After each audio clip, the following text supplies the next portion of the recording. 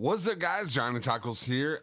It is awesome. I have a great show today. We have Still Sleeping. Show today. We're going to talk about their music, talk about gaming, talk about just anything that comes to our mind. And you know the Johnny Tacos loves talking about music and also gaming and everything else in between. Just want to know, do y'all like 3D models? Y'all like stuff that you want to buy, but you can't find it and you can't find that right thing? Hit up my buddy at Dixie Designs. He is on the YouTube. Did I just say YouTube? He is on Facebook. You can check it out. He does great, awesome 3D work like this, as you can tell. Pretty cool. If you don't know who this is, we can't not hang out together. This is Mumra from Thundercats. As you can tell, it's really, really, really detailed.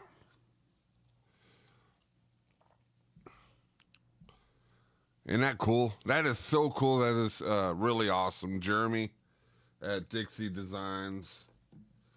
Also, I'm a big G.I. Joe fan, and he had to do Snake Eyes for me.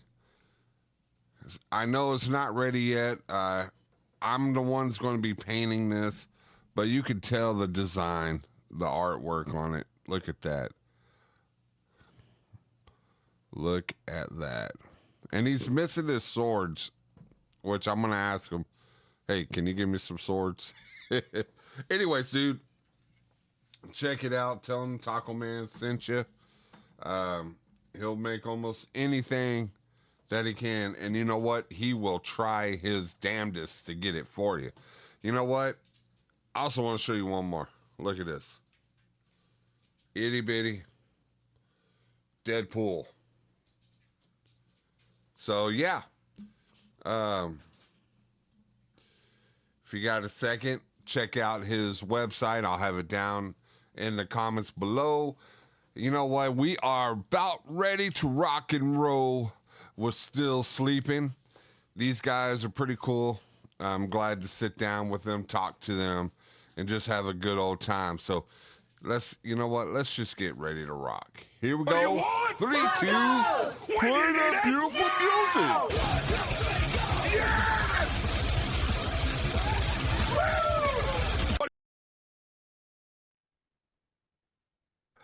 What's up, guys? Johnny Tacos here with another exciting episode of Johnny Tacos Rock Talk. The new season is already roaring, and we're having so much fun here today.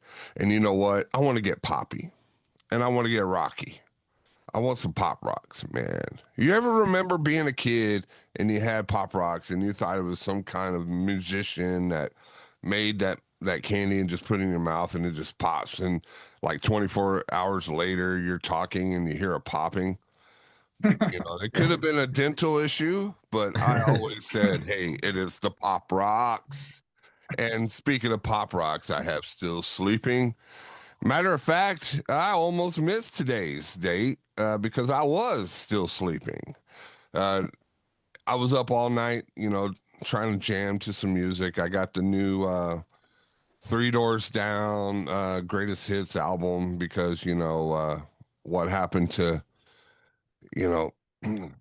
it's hard to really, really fathom that your idols that you grew up with,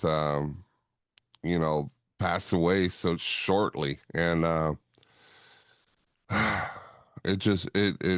it kind of breaks my heart, but we kind of knew it was because he had to skip the band had to skip a couple of dates, and I didn't get a chance to see him again. I was supposed to see him in Dallas, but he's up to better pastures. That's all I could say.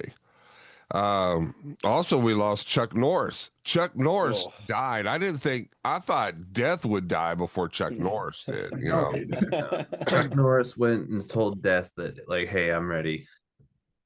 Man, duking it up. that dude still looked good at 76, dude. Yeah. I couldn't believe it, man.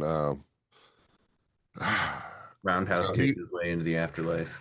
yep. So you know, our hearts go out to the Norris family. You know, Chuck Norris was a huge action star. Kind of grew up. He was like a father to me on video screen. You know, when my father was not around. Yeah, it's sad, sad, sad. But hey, Chuck Norris was there. He taught me how to karate chop, and also look good in a cowboy hat. Walker, So, Texas Ranger. yep. And just a fun fact, uh, in Grand Prairie, there was a place that had gates that said CN, and Grand Prairie is close to the Dallas where Walker Texas Ranger uh, was filmed, and that was his house, and I kept passing through it with a big CN in there. No way. It's like I'm trying to be inconspicuous, so I'll just put CN. Nobody know what that is. So. Just I'm blending in. But yeah, man, give a shout out to all those who have passed away this year. And you know, it just makes way for all the awesome musicians, actors, that are coming up and coming. And speaking of up and coming, I have Daniel, TJ, and Mike still sleeping. Everybody's awake. I know it is early in the morning, but we are coffeeed up, I guess, or whatever you drink. And we had to wake up Mike from his playpen in the background. Uh-huh.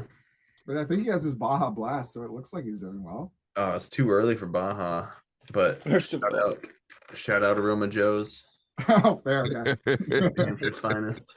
it's never too early for a Bajarian beverage. Hey, that actually looks pretty good. And what do I have? I have awful waffle. Awful. Some like reverse psychology marketing or something. I couldn't say the name. The greasy spoon enthusiast. There we go. That's beautiful. So tell us a little something about you. Let's start with TJ since he's excited. Look at the excited face on him. Wow. I need to add that as a reel. Maybe put my background music in there. By all means, my friend. Yeah, I mean, still sleeping. We started this project a while back. We kept it kind of underground. We just wanted to try to cross the T's, dot our I's, do it like correctly, because we'd all been in bands before. Originally, it was called Sleep Still, just because music got me through a rough point in my life. And you know, like we changed it to Still Sleeping as a progression forward. That like, you know what, we're still all in it, regardless of you know what life tosses our way. And we find like connection through that. When you meant that it was helping you through a tough time, and you don't have to answer.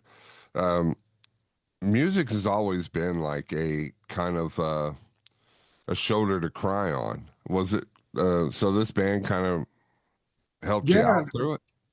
Yeah, I mean, you've been very honest, and like I think that's one of the best things about music is that we can share the darks and the highs and the lows. I was at a very low point, and Sleep Still was kind of a negative reaction to it, and having it be Still Sleeping was like moving forward. The reason why most of us started playing music was for that connection. I remember like being 13 years old and seeing my first concert, and everyone in the room, just there was electricity around. Everyone in the room knew the words, and everyone was singing along and singing the words back to the singer. And at that one moment, I knew that everyone in that room wasn't alone. And it's a cool concept to try to bring back out that, like, in the highs and lows, music in the room with all of us makes us connected. Yeah, it just reminds me of that song. And that one guitar just blow me away. But yeah, you know, it's a thrill to have like a song written that you're thinking, well, nobody's really going to hear this, but then you start hearing them kind of like sing it back to you while you're performing it. Yeah. It's a thrill. It really is like a boost in your emotions, your adrenaline. It's just amazing. So that's kind of what you want this band to be, right? Just kind of like a echo chamber. That's Ex- that's Yeah. what the kids are saying, right? Echo chamber. yeah. Yeah. Yeah. Yeah. I think visibility is a huge part of it. And I think a big part of that moment when you do catch someone either singing your words or just like vibing to the music and enjoying being there, you feel seen as the person who like either wrote the song or wrote those words. You see someone singing them back to you and you're like, oh wow, they get it, they feel it too. And I feel like if they feel the same thing, they feel seen, like, hey, someone wrote this and it represents the way I feel. So it is huge to be, yeah, just like open and transparent with everything. And I don't know if an echo chamber is like what we want it to be, because like I like to hear all kinds of ideas, but obviously like we also don't want to give a space to hate or anything like that. So might end up a little echo chambery. Well, Yeah. you know that you can't please everybody at Yeah. all the time. Somebody's music is not not going to be another person's uh what is it another person's love. They're like, well, I can't stand country music, um but it doesn't mean that the other person doesn't doesn't like country music. It's just your preference. And with that, you should, if you're a lover of music, you should have a understanding that music is different. Music is for the ears of the people, and kind of opens up your feelings in the way that you are, and you as an artist, because even though your media is not a pen and paper or ink or paint or spray cans, anything like that. Your art is through words and through the rhythm and through the way that the music goes through, and that is you expressing yourself and expressing what you feel is uh, pure. And like you said, being open and honest and all that. I wish a lot more people would do that in their music, because the music itself, it could tell when you're lying. You Yeah. know, if you write a song, you're like, I'm gonna write this song about football, and you don't know one thing about football. It's gonna come up clumsy. If you're writing a Yeah. song saying, "Hey, I'm gonna write a song about money and girls and all that stuff," and it's just not who you are. It's just not gonna go far. So you have to bleed the music. You have to bleed uh, the lyrics. You have to eat, drink, and sleep the lyrics. So Yeah, I think that's true. But also one of the most frustrating parts, like as an artist, is just seeing how much music is out there that's like made for the wrong reasons, like just to make a profit, and it's hugely successful. And you can tell that they're just like putting the pieces together, like what people want to hear. They're not bleeding for it. And yeah, it gets really disheartening, but it's also kind of fuel to the fire in a way, because I don't know, I tap into all kinds of emotions when I'm writing. And I don't know, sometimes the angry songs are the bangers and sometimes the defeated ones are the bangers. So you just kind of got to draw from everything in that respect. yeah, that is so true, Mike. Hey, Daniel, you want to add on to that? Yeah, for sure. I think that in my opinion, like I agree with what Mike and TJ are saying here. I just want to add in that I think there's a social aspect to this as well that I think, the world's pretty socially divided right now, and I think that one of the things a lot of people talk about is like third spaces. Like people don't go to the bowling alley anymore. People don't go to a lot of these like parks and things like that anymore. And I think that whether or not you're in love with our music, which of course we hope you will be, right? That's obviously the goal. We can Please. always, but we can only write us, right? Like we only can write what's authentic to us. But at the end of the day, when you come out to the show, even if you haven't heard the music before or aren't diehard into it, you're still going to see a great show.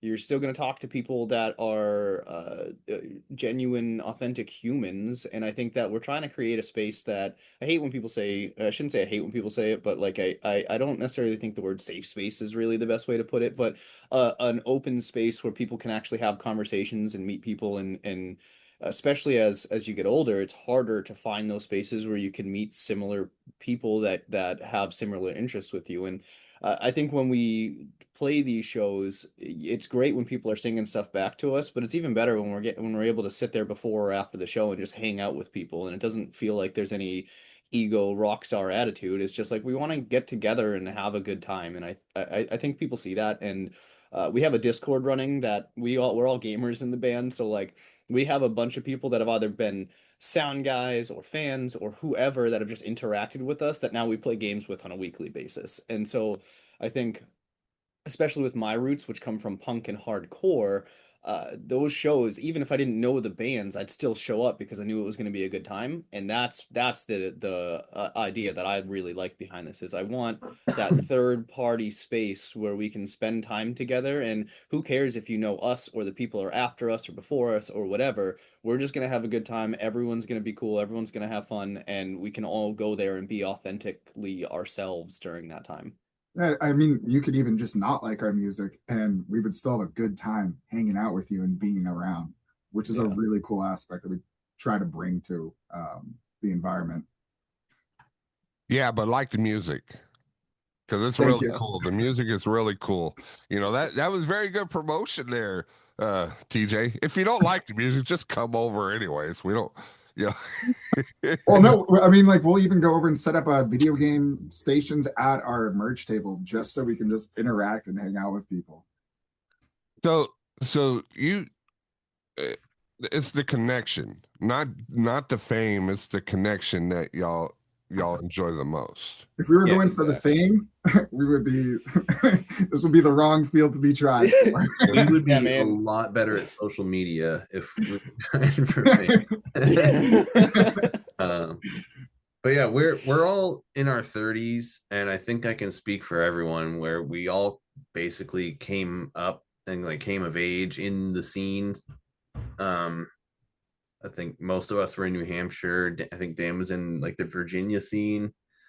But yeah, like you were a late teenager, early 20s, you just went to shows. That's what you did. You worked a crappy job at the mall somewhere, hung out with kids at work, or worked with kids that were in other bands, and you just went to shows. And like you didn't care who was playing, and you would talk to everyone after. And I think we're all kind of pining for those days a bit and doing whatever we can to kind of drive that community back because it's still here. It's just, still sleeping.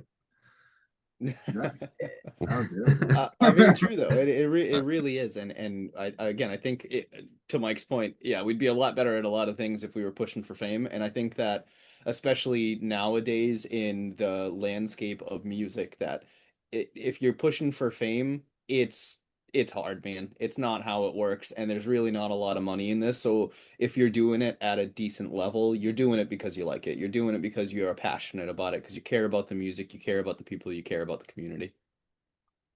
And you know what? That is good because if you're not too worried about being being famous or being out there, you could just sit down and just enjoy it. You're not always constantly worried about how am I going to promote myself to be better? How am I going to go out there and push up this this this band, or what am I going to do? How do I get more people? If you're actually sitting there and you're enjoying it, you're playing shows that you enjoy, you're just having a good time, uh, the fan base comes to you. And Yeah. word of mouth is like, hey, all these guys, man, they sat and they chat with us, and we were playing games. We were playing Mario Kart at the show, and they're really cool, man. You need to check them out. Check, instead of all, man, these guys were too good to even talk to us, to even take a selfie or a picture. I've seen both ends. I've been to a bunch of concerts. There are some artists that were uh, thinking they were too good to go out there and actually talk to people and have a good time. And then you have the openers that just had a great time and just was out there shaking hands or going into the crowds, and it was Yeah, just I agree. amazing. I agree with that. And I think that when we talk about musicianship as a whole, especially trying to be in a band and promote it, like you hear a lot of artists talk about how like playing music is like 5% of what you do. You have to be content creators, you have to be promoters, you have to do all these other jobs and I'm sure you know that as well. Like we have to be all these other roles in there. And I think a lot of people get disillusioned to it, especially if you're chasing after it for the wrong reasons. It becomes like a difficult task instead of something you're passionate about, and you can kill the passion quickly in that process. Where if we stay honed in on, we're just trying to make good music and just trying to have some solid community engagement. No, even on the days where it's difficult, I feel like we're doing it for the right reasons, and it makes it so that I can still feel passionate, I can still feel happy and confident about the work that we're doing. And while we're talking about passion, um, how did y'all come up with the sound of Still Sleeping? Who are some of your I don't like saying idols, because to me idols just sound like they're above everybody. Who are some of your influences? There we go. That's the word of the day, influences. If you say influences on Facebook, I'll give y'all a t-shirt. All right. Um, so for me personally, it would probably be bands like Lydia, Fear Before the March of Flames. We coined the term like ourselves. We kind of call it doom swing music because it has that dark heaviness to it, but still like you kind of want to dance a little. Like it has like a good vibe for it. A lot of 6/8.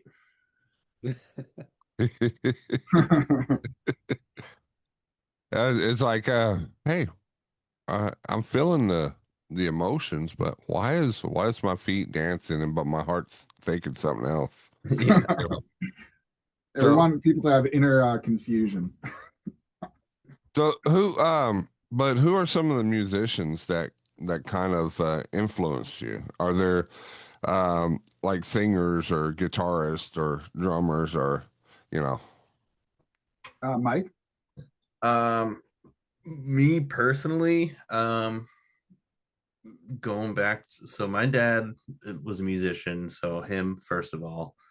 Um, and he was always getting me into these really weird bands like Failure. So Ken Andrews absolutely is just a phenomenal musician.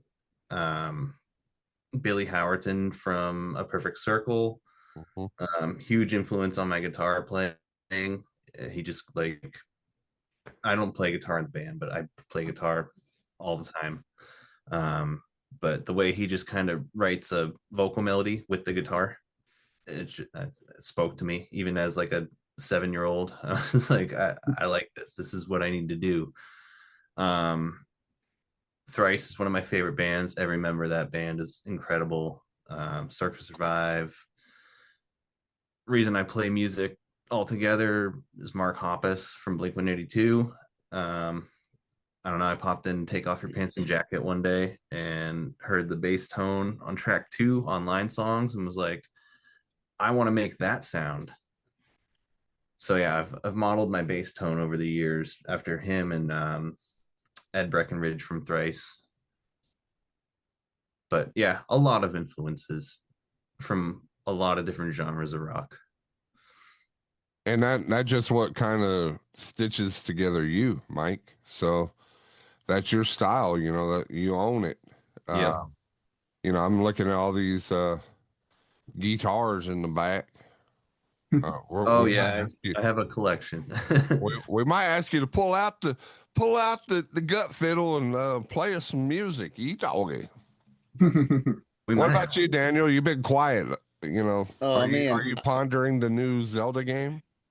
No, no, no. No, I was thinking about like where my influences are, and that's a tough question because I don't think I've ever really honed in on a singular musician out of a band and been like, this is the guy I want to sound like. And I do hear, like even Mike talking about that, like that kind of sticks out. But for me, I've always like I originally grew up on instrumental music. Like Bonobo is by far my favorite artist, and he's like instrumental, chill, jazz, hop, kind of weird sound type stuff.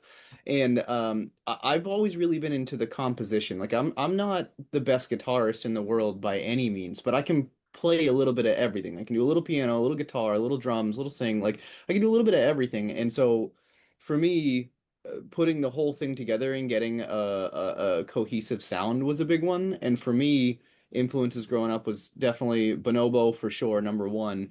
But I would say after that was like if we look into the punk world, like Millencolin and Bouncing Souls. My mom was huge on Bryan Adams growing up, and so I was always jamming Bryan Adams in the car. You mentioned like Three Doors Down earlier. Like I listened to like a lot of the '90s rock I absolutely loved. So I don't necessarily think there was one person that stood out in it, but I definitely think that like the composition altogether is what really got me into music of like how do I create this full sound that everyone can hear because I think that when you hear a lot of complicated bands, everyone's trying to, do some crazy stuff, and I don't think that really necessarily matters. I don't think intricacy is the necessarily the best sign of good music. I think that you can take whether it's intricate or simple parts and put them all together, and if they sound cohesive, they're good. And that's what I really like about what we're doing here. And I guess I would say that's what's influenced me the most is like it feels cohesive. Our songs, while they don't sound the same, they do have a similar feel and vibe to them that continue to be driving but vibey but and bring all these different feelings that's kind of I guess where I feel like I even influence our band the most in that process, you know? Yeah, definitely, definitely. And what I've heard from y'all, it does sound like there is it's kind of a mixture of a lot of different types of elements, and it just, for some reason, it works. It works for you. You know, the vocals, the instrumentals, they work together in like a unison. And my hat goes off to you. If I take my hat off, I'll blind you with my bald spot. But uh, so going forward, do y'all have any shows coming up? Yeah, we have a couple festivals that are coming up in May. I think what we're most excited about right now is our first music videos being released on the 24th, and then our first full-length album is going to be released on the 27th of this month. So we've been trying to ramp up to get that energy going. It's funny enough because on the 27th we're going back to the studio to go over and keep working on our like new songs and music to start recording that. So we're extremely excited for that. And do y'all have a practice spot where y'all go to, or do y'all do? We do. So I mean, I assume you're probably not super familiar with New Hampshire, let alone Manchester. They have these mill buildings that they used to like Levi's used to be in them that they would run through the years, but the structural standings like stayed around, and so a lot of the bands in the area, like we all have spaces in these beautiful like historic mill buildings, which we're incredibly thankful for. Wow, We're pretty wow. sure we're pretty sure our guitarist Matt lives there. We're not sure Yeah. yet. Unconfirmed. Please let us play before 6. And it's really cool. They have areas that you could do that and practice. Not a lot. Over here in the Dallas Fort Worth area, a company bought out um, an That's old jail cool. cell, and like there's rooms galore at the bottom, and there's a amphitheater where bands can have They could do little mini concerts there, as well as like where they actually have the prison bars and stuff is where they can shoot film. They do film, so it's really cool how you can turn something into something else. Yeah, Yeah, it's it's pretty cool. and we also have like a collective of different like types of we have photographers who are in there for their studios, artists, small businesses that are starting. That's neat. And I imagine the jail, just like these mill buildings, is also probably very haunted. I get a little chills every once in a while when I'm in there alone at night, but hey, we should do a Johnny Tacos After Dark haunted stories. Yes. Play Phasmophobia while we do it. Hey, that sounds like fun. I saw It's a Gundam play that game, and well, the way he was acting, he was getting like, he's coming after you. This is coming after me. What's going on? What's going on? He's like actually getting into it. It's sort of like how I am right now with Resident Evil. the Requiem. Oh yeah. I just got to Raccoon City. Yeah, and oh, you did you? Yeah, you go deeper into it. It gets more complex.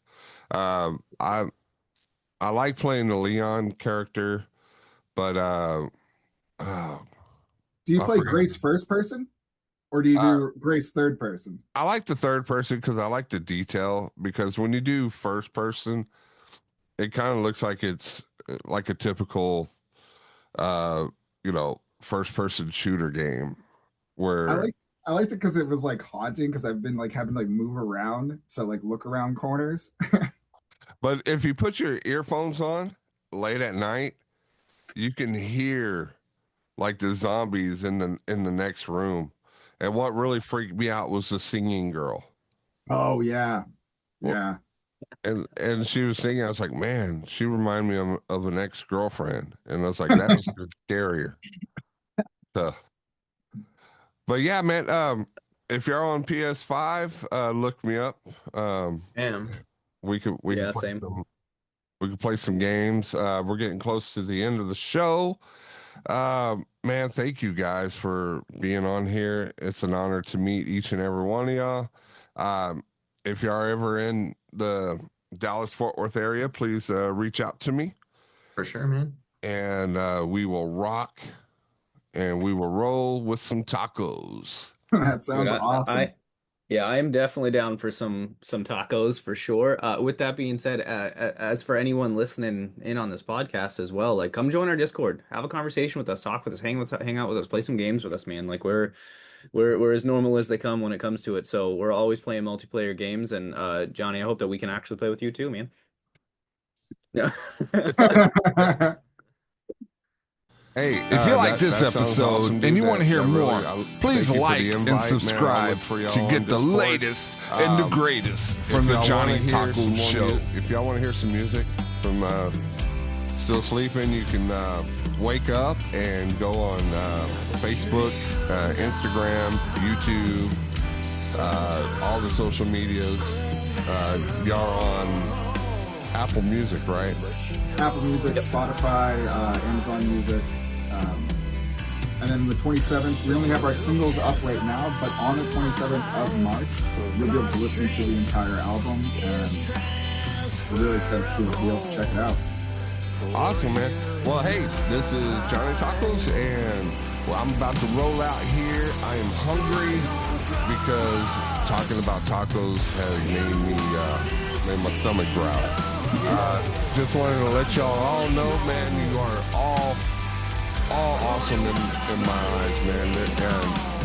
Artists, musicians or not, your craft is your craft. Just keep rocking, keep rolling. Don't listen to the naysayers. just do your thing and enjoy it, man. That's the only thing. If the only thing you get from this podcast is to know that the Taco Man said, hey, do your art the way you want to do it. Don't conform just because a bunch of people are doing one thing. If you don't feel comfortable in doing that thing and you want to do your thing, then do that thing. How many times I gotta say thing? Amen, brother. It should be a drinking contest. The thing about that thing. But anyway. Well, enjoy your Baja Blast. And y'all have a great day. And thank you all who are listening. If you mustered the strength to finish this video, please like and subscribe. It helps with the algorithm to reach out to more and more people, to help the guys like Daniel, TJ, and Mike with their band get out there and resonate with other people that might really need to hear that sound. So please like, subscribe, share. We'll do this again next time. And anybody else that wants to rock out, just hit the like button. God bless you. Peace. Hey, Thank you. Don't you know?